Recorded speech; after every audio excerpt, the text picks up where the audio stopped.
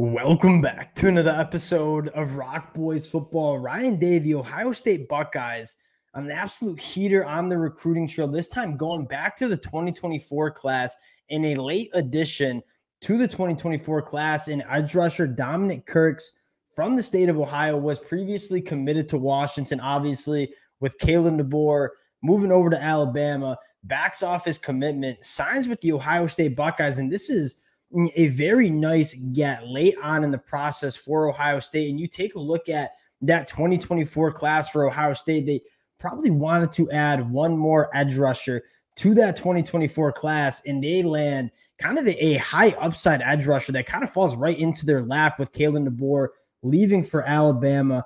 A nice get for Ohio State. I want to talk about Dominic Kirks, get into the film a little bit, and then talk a little bit about where else they might be going on the recruiting trail. Before we get into it, just want to say thank you to you guys. And this has been a program that it has been a blast to talk about the last couple of days. Obviously, Caleb Downs committing to Ohio State last night, Quinshon Judkins, Will Howard. And you all know I have a blast breaking down the recruiting trail and the transfer portal, talking about roster construction and talent acquisition.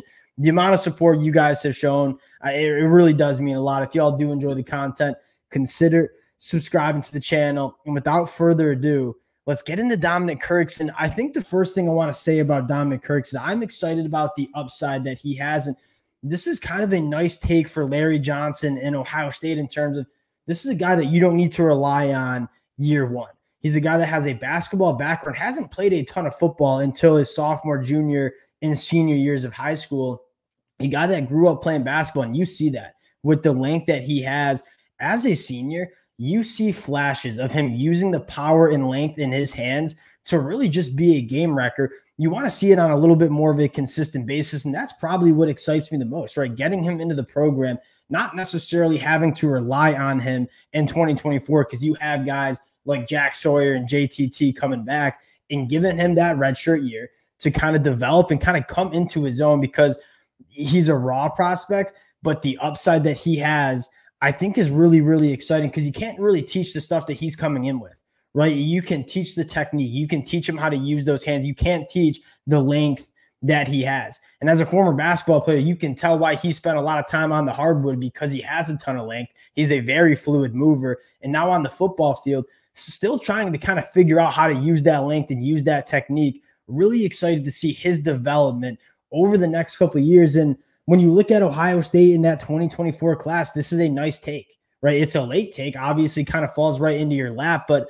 if you're Ryan Day looking at that 2024 class, and you have a guy like Edric Houston where he could play on the edge, he could certainly kick on the inside, but you're looking for some more high upside edge rushers. And I think Dominic Kirks kind of represents that for Ohio State in this 2024 class. And I mean, getting into the film, you kind of see it right away. And this is kind of what I mean in terms of the power and length that he has. He wants to go right through guys. And you're going to see him when he uses his length to his advantage. I mean, he's kind of just a wrecking ball, right? Puts this tackle right into the dirt, closing speed on the quarterback. And that's kind of what you want to see. He's raw. He's still not using his length a total amount. You see him really play the edge again against a run right here, getting out, working through a double team. Having that motor, which is something we talk about a lot in terms of evaluating high school kids.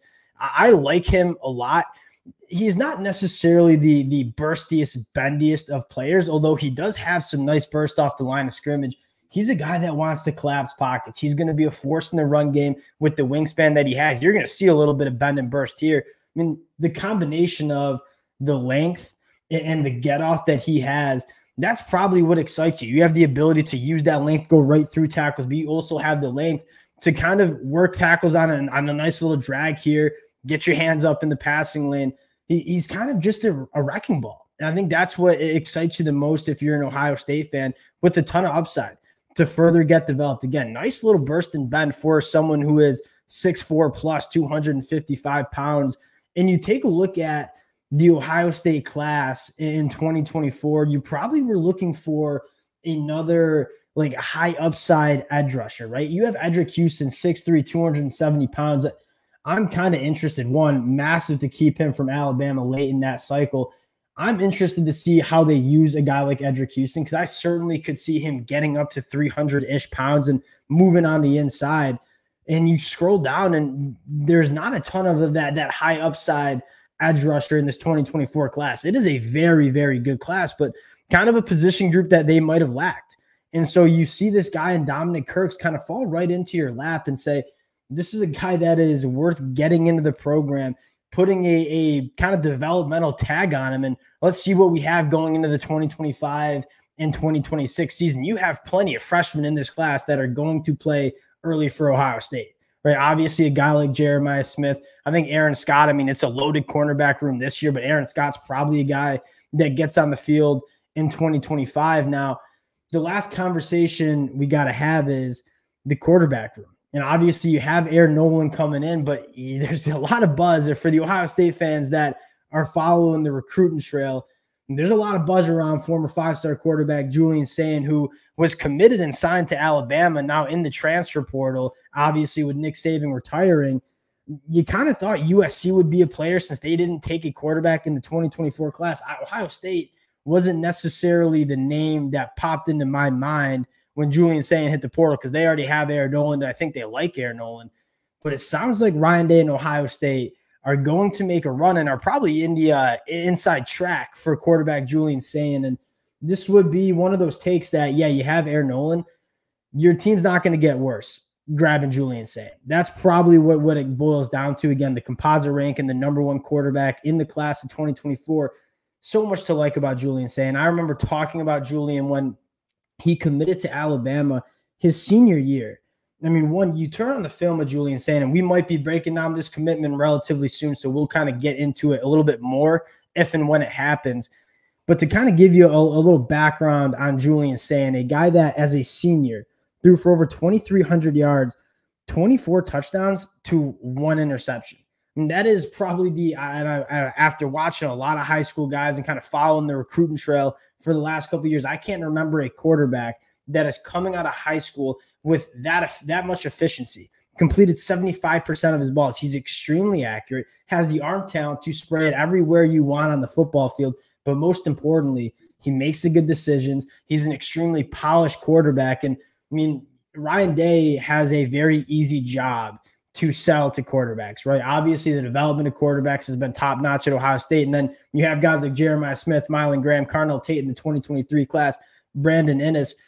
If you're a quarterback, like, what are the reasons not to go to Columbus and play quarterback for the Ohio State Buckeyes? Because there are not many reasons not to go.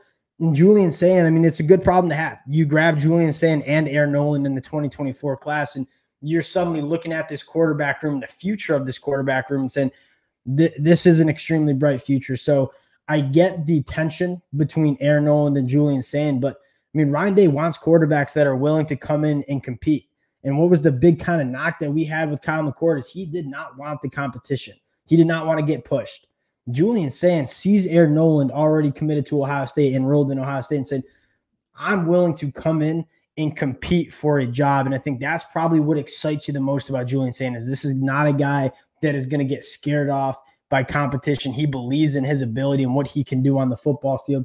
This would be another massive addition and kind of tying in with how we talked about Ohio State last night. And that is they're pulling out all the stops. And this is we're going out and getting Bill O'Brien. We're going out and getting Judkins in the portal and Caleb Downs. This is the last 3 seasons were not good enough. And so they're continuing to try to make this roster better. That's probably what excites me the most. Julian Saain, a name to keep an eye on. Dominic Kirks, a guy that you're probably not going to hear much of in the 2024 season, but come 2025, 2026, I think this is a guy that you could be talking about as being an edge rusher that can really create some havoc in the backfield. Appreciate you guys rocking with the boys again. This has been a blast of a program to talk about the last couple of weeks. You guys have shown a ton of support. If y'all do enjoy the content, consider subscribing to the channel. Thank you guys so much, and we'll talk to y'all later.